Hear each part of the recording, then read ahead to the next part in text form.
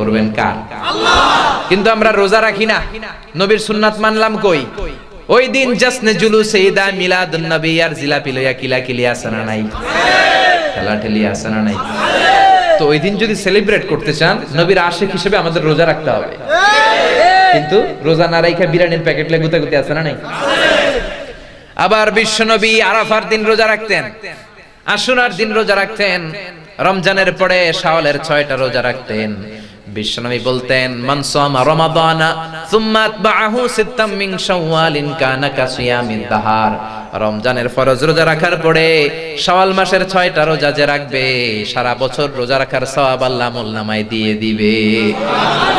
আবার মাসে 3টা স্পেশাল রাখতেন, 13, 14, 15 আইয়ামুল বীদ। তাহলে আসাইহুন তারা যারা রোজা রাখে। আবার বিষ্ণু বলতেন, ইন্না ফিল জান্নাতি সামানিয়াতু আবওয়াব, জান্নাতে 8টা দরজা আছে, মিনহা বাবুন